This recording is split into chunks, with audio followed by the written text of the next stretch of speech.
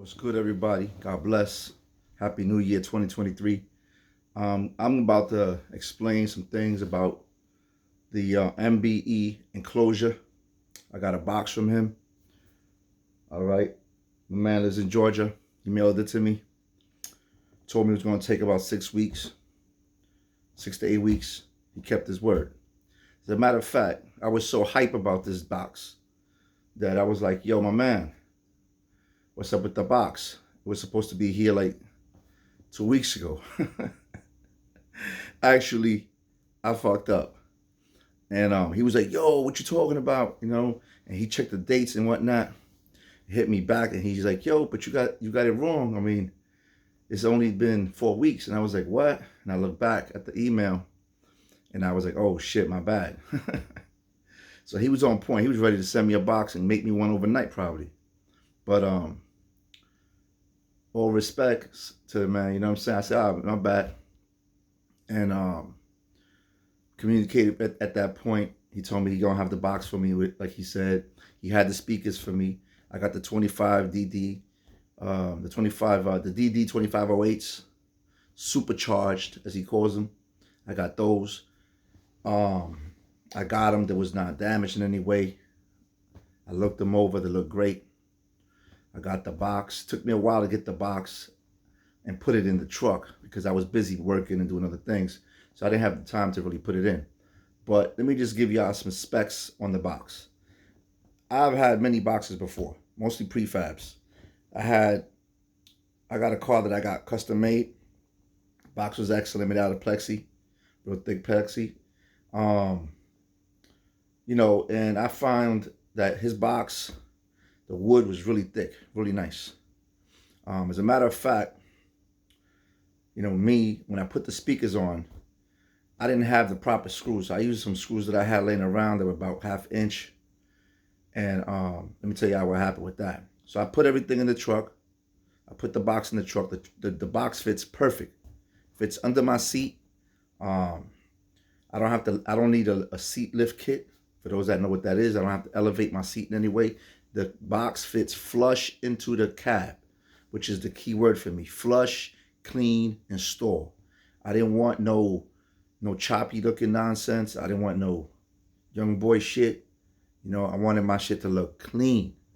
It's a $100,000 truck. I need the box to be flush and looking clean. I can't mess around with some cheap box. Box is painted. It doesn't have cloth on it, which I really don't care because I don't care for cloth too much. And also, everybody got cloth, so what? So it's wood, it's painted black, it looks good. The wood is high quality. It's cut precise, laser cut, man. There's no, the measurements are precise. I gotta say that about that, man. I like that to be the case. I've got, like I said, many prefabs, stuff like that. There's always discrepancies, there's little cracks, nooks, things that I don't like. You gotta kind of adjust stuff, A lot of times these prefabs and things like that, they break or they crack somewhere down the road, creating trouble. I've been down this road before, so I can say the box right now is solid. It's very strong, solid. Those two 2508s, I ain't gonna lie to you. I didn't think they would sound that good. I didn't think they would have the power and the push, the amount of air and bass that they push for the size of the subwoofer. I just did not think it. I come from I had two 15 L7s, the solo barracks, the squares, in my car. I had a Hummer. I said that in my previous video. I'm making this video because they copyrighted strike my video. And, well, that's that. It's a bunch of baloney with that nonsense. I'm not really into all the rules and regulations of YouTube. I just make videos to make them. I'm not into that shit like they are. But hopefully they don't knock down the other video I just posted with the music in the background. And I'm making this video to explain what happened with the previous one. And to just give some more information about MBE's his setup. Now, I got a Sierra 1500, brand new, refresh. For those that know, it's all electronic and it's all digital. Everything's digital. And one thing about digital cars, especially these new cars, is that the battery and the alternator are very sensitive because everything's electronic. So the voltage got to stay high. I could tell you I'm running an Apocalypse 4900, which is a 5,000 watt plus amplifier, RMS, 5,000 watts RMS. This amp is pushing those two speakers.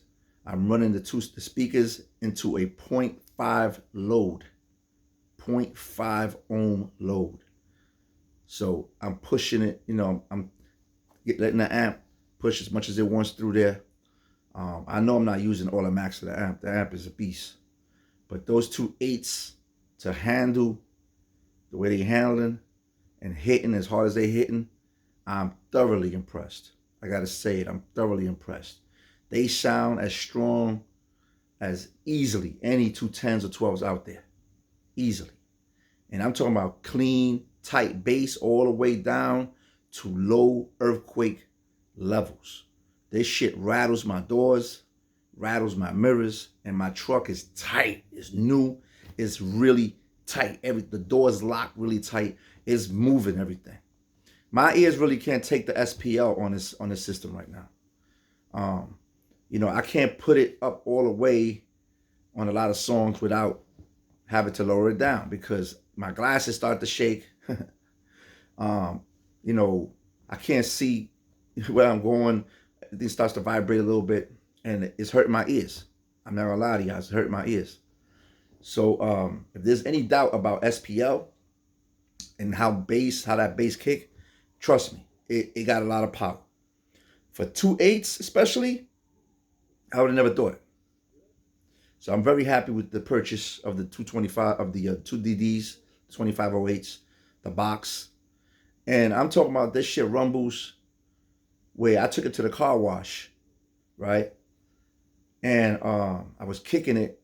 The windows were up. They put it through the car wash. I got out. Homeboy was driving the car wash. He couldn't stand in the truck. He had to get out the truck.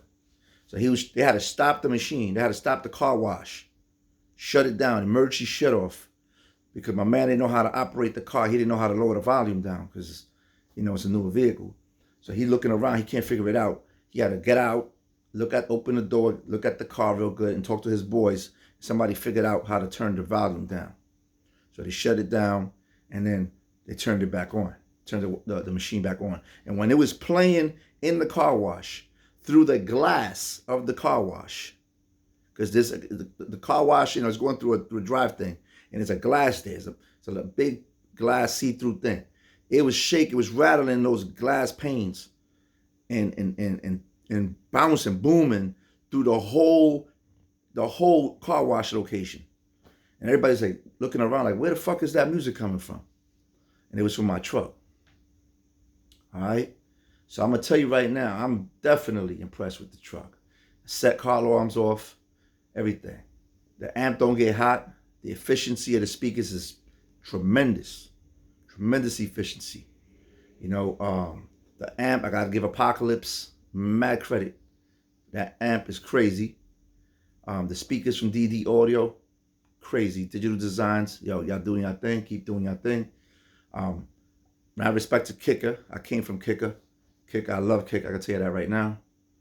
And overall, I could say that what I like about this box that is not usually the case is that the sub here can push from the very low down bass. I would say it can go from like 25 all the way to 120. Clean. I'm talking about clean.